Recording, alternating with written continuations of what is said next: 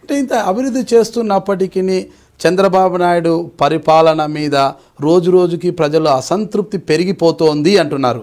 అంటే ఎందుకు అలా? అంటే ఈ రుణమాఫీ విషయంలో తీసుకోండి, చెప్పిన మేరకు ఆ రోజు ఎన్నికల ముందు అజెండాలో చెప్పిన విషయం వేరే, మేనిఫెస్టోలో చెప్పిన విషయం వేరే, వచ్చిన తర్వాత చేసిన విషయం, మహిళా సంఘాల రుణమాఫీ విషయంలో అయితేనేమి, ఇన్పుట్ సబ్సిడీ విడుదల విషయంలో అయితేనేమి, రెయిన్ గన్ల విషయం కావచ్చు, మరి ఇతర కారణాలు కావచ్చు, ఏవైనా కూడా అన్నిట్లో కూడా చంద్రబాబు నాయుడు వైఫల్యమే చూపిస్తున్నారు. ఎందుకలా? ఎందుకంటే వైఫల్యము ఏ రాష్ట్రంలో లేని విధంగా ముఖ్యమంత్రి చంద్రబాబు నాయుడు గారు రైతు రుణ విముక్తి కలిగిస్తామని చెప్పారు.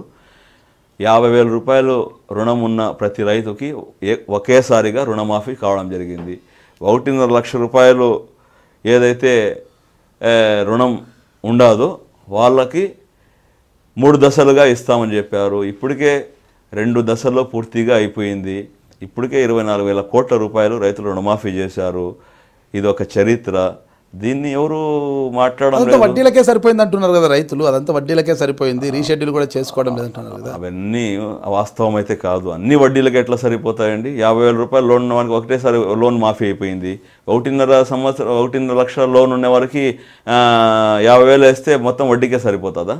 ఎన్నికలకు ముందు మేనిఫెస్టోలో స్కేల్ ఆఫ్ ఫైనాన్స్ అనే విధానాన్ని పెట్టలేదు కదా. ఇంతవరకు ఉన్న వారికే ఇస్తాము, ఇన్ని ఎకరాలకే ఇస్తాము, ఇంత మొత్తమే ఇస్తామని చదవండి. రుణమాఫీ అన్నారు. రుణమాఫీ అనడంతో అంటే కట్ ఆఫ్ డేట్ కూడా చెప్పలేదు, ఇంతవరకే ఇస్తామని. ఎప్పుడైతే చంద్రబాబు నాయుడు సీఎం అయినారో అప్పుడు కట్ ఆఫ్ డేట్ అన్ని కూడా చెప్పడం జరిగింది. దీని మీద అంతా కూడా రైతాంగం నుంచి పూర్తి స్థాయిలో వ్యతిరేకత వస్తుంది కదా.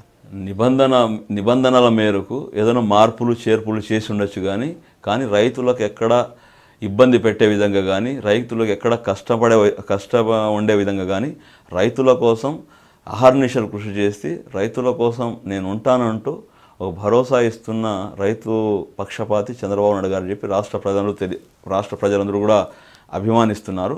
ఎవరో కొంతమంది కొన్ని రకాలుగా మాట్లాడుతుండొచ్చు అంతే తప్ప ఎక్కడ కూడా ఏ రైతుల్లో కూడా అసంతృప్తి అనేది లేదు. ఎందుకంటే ఇన్ని వేల కోట్ల రూపాయలు రైతు రుణమాఫీ చేసిండేది ఏకకాలంలో ఇతర ధనిక రాష్ట్రాలతో పోల్చుకుంటే, ఇతర మిగులు బడ్జెట్ ఉన్న రాష్ట్రాలతో పోల్చుకుంటే టీఆర్ఎస్ పార్టీలో ధనిక రాష్ట్రం తెలంగాణ, ఆ రాష్ట్రం కూడా 1 లక్ష రూపాయల వరకే రుణమాఫీ చేయడం జరిగింది.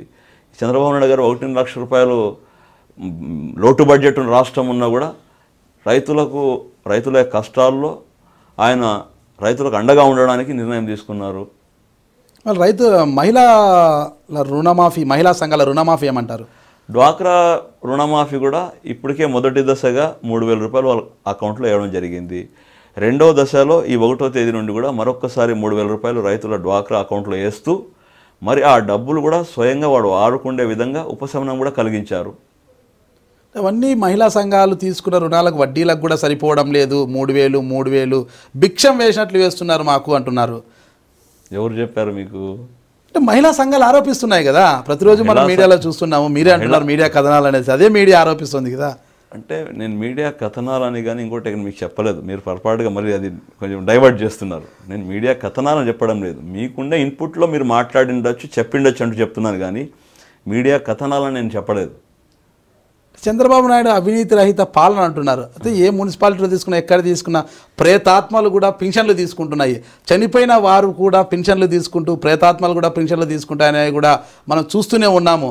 ప్రతి మున్సిపాలిటీలో జరుగుతుంది. ఇది అవినీతి కాదంటారా? గతంలో కాంగ్రెస్ ప్రభుత్వం ఉన్నప్పుడు అన్ని రకాలుగా వయసున్న అర్హులు కాకపోయినా కొంతమంది కాంగ్రెస్ నాయకులు వాళ్ళకి కావాల్సిన వాళ్ళకు అందరూ కూడా పెన్షన్ రాపించడం ఇవ్వడం జరిగింది. చంద్రబాబు నాయుడు గారు ముఖ్యమంత్రిగా అయిన తర్వాత ఆనాడు 200 రూపాయలు ఇస్తున్న పెన్షన్ని రాష్ట్ర ప్రజలకు ఆనాడు ఎన్నికల్లో నాకు గెలిపిస్తే ఒక ఇంటికి పెద్ద కొడుకుగా మీకు భరోసాగా నేను ఉండాను, ఇంటికి 1,000 రూపాయలు ఇస్తానంటే 5 రెట్లు పెంచి 1,000 రూపాయలు ఇస్తాను, వికలాంగులకు 1,500 రూపాయలు ఇస్తానని చెప్పి మాట చెప్పి ఈరోజు 45 లక్షల మందికి అందరికీ 1,000 రూపాయలు 1,500 రూపాయలు ఇచ్చి ఈ రాష్ట్రంలో చరిత్ర సృష్టించారు. ఎక్కడ కూడా ఆ విధంగా ఒక ఇంట్లో చనిపోయిన వాళ్ళ పేరుతో ఇంకోటో ఆ విధంగా అవినీతికి ఆస్కారం లేకోకుండా ఆధార్ కార్డుతో లింకప్ చేసి ఆధార్ కార్డులో వయసు ఉండి ఎవరైతే నిజమైన లబ్ధిదారులు ఉన్నారో వారికే ఈ పెన్షన్ అందే విధంగా చర్యలు తీసుకున్నారు. దీంట్లో ఎక్కడ అవినీతి అనేది జరిగే ఆస్కారమే లేదు. గతంలో మాదిరి ఇప్పుడు థంబ్ ఇంప్రెషన్ కావాలి, ఐరిష్ తీసుకున్నారు. కాబట్టి నిజమైన లబ్ధిదారులు ఎవరికైతే ఉన్నారో ఆ సంక్షేమ పథకాలు లబ్ధిదారులకు చేకూరుతున్నాయి. అంటే ఇటీవల ఓ ఛానల్ పెట్టిన డిబేట్లో కూడా నేరుగా ప్రత్యక్ష ప్రసారంలో కూడా థంబ్ ఇంప్రెషన్లు మాకు పడ్డం లేదు, మాకు చాలా ఇబ్బందికరంగా ఉందని నేరుగా చంద్రబాబు నాయుడికే ఫిర్యాదులు చేసిన దాఖలాలు కూడా ఉన్నాయి. అంటే ఈ థంబ్ ఇంప్రెషన్ల పద్ధతి పెట్టడం మంచిదంటారా? అంటే అవినీతి అనేది జరగకోకుండా మధ్యవర్తుల దళారీ వ్యవస్థను అరికట్టడానికి ఈరోజు రైతులు ఎవరైతే నిజంగా నేను లబ్ధిదారులను ఈ ఈ ఈ ఈ పథకంలో నేను అర్హులు అని చెప్పిన తర్వాత నేను దాంట్లో థంబ్ ఇంప్రెషన్ అని తప్పేముండదు. అవినీతి అనేది ఎలాగైనా జరుగుతుంది. ఈరోజు రేషన్ షాప్లో ఈ పాస్ మిషన్లు పెట్టినప్పటికీ కూడా అవినీతి జరుగుతుంది. ఇటీవల మంత్రి పరిటాల సునీతమ్మ కొన్ని రేషన్ షాపులు తనిఖీ చేసిన తర్వాత అవినీతి బయటపడింది, కొన్ని షాపులను కూడా సీజ్ చేయడం జరిగింది. అంటే అవినీతి అనేది ఎలాగైనా జరుగుతుంది. అవినీతిని అంటే అర్హులకు అన్యాయం జరగకుండా చేయడమే, అవినీతి నిర్మూలన చేయడమే అదొక కార్యక్రమం. అయితే అర్హులకు అన్యాయం జరుగుతుంది కదా. అర్హులకు ఎక్కడ కూడా అన్యాయం జరగడం లేదు. ఎవరైతే నిజమైన అర్హులు ఉండారో వాళ్ళకి తప్పుకోకుండా అన్ని రకాలుగా ప్రభుత్వ సంక్షేమ కార్యక్రమాలు చేరవేసే విధంగా ప్రభుత్వం అన్ని రకాలుగా చర్యలు తీసుకుంది కూడా. రెయిన్ గన్ల గురించి మీరేమంటారు? రెయిన్ గన్లు అయితే ఆనాడు పంట సంజీవనిలో భాగంగా ఆఖరి సమయంలో చేతికి వచ్చే సమయంలో పంట ఎక్కడ కూడా ఎండిపోకుండా రైతు నష్టపడకూడదు అని చెప్పి 3 నెలల ముందే ముఖ్యమంత్రి గారు ఈ రెయిన్ గన్ను స్ప్రింక్లర్ను ఆర్డర్ చేశారు. ఒక రాజకీయ పార్టీకి సంబంధించిన వ్యక్తి దానిపైన కోర్టులో కేసు వేయడంతో 45 రోజుల పాటు ఆ రెయిన్ గన్ల ఆర్డర్ ఇవ్వడానికి లేట్ అయిన తర్వాత అవన్నీ సరుకులు ఇక్కడ రావడానికి, స్టాక్ రావడానికి కొద్ది వరకు ఆలస్యమైంది. కొద్ది వరకు అయినా కూడా ముఖ్యమంత్రి గారు ఈ అనంతపురం జిల్లాకు వచ్చి పరిస్థితులు చూసిన తర్వాత రాష్ట్ర యంత్రాంగాన్నంతా అనంతపురంలోకి తీసుకొచ్చి దాదాపు ఏ రాష్ట్ర ముఖ్యమంత్రిగా చరిత్రలో లేని విధంగా 7 రోజుల పాటు అనంతపురం జిల్లాలోనే ఉండి మొత్తం రైతులకు సమస్యలను పర్యవేక్షిస్తూ స్వయంగా అధికారులు ప్రతిరోజు ఒక నియోజకవర్గంలో స్వయంగా ఆయన కూడా కలిగి తిరుగుతూ ఐఏఎస్ అధికారులకు అయితేనే గ్రూప్ 1 ఆఫీసర్లకు కూడా రైతుల దగ్గరకు పోయి వారిని ఆదుకోవడానికి ఎన్ని రకాలుగా ప్రయత్నాలు చేయాలో అన్ని రకాలుగా ప్రయత్నం చేశాం. దాంట్లో కొద్ది వరకు ఫలితాలు అయితే వచ్చాయి. కానీ అందరికీ ఫలితం ఏ విధంగా లేకపోయిందంటే త్రాగునీటి సమస్య, బోర్లు లేకపోవడం, బోర్లు ఉన్న రైతులు పక్కా బోర్లు ఉండే వాళ్ళకి ఉదారంగా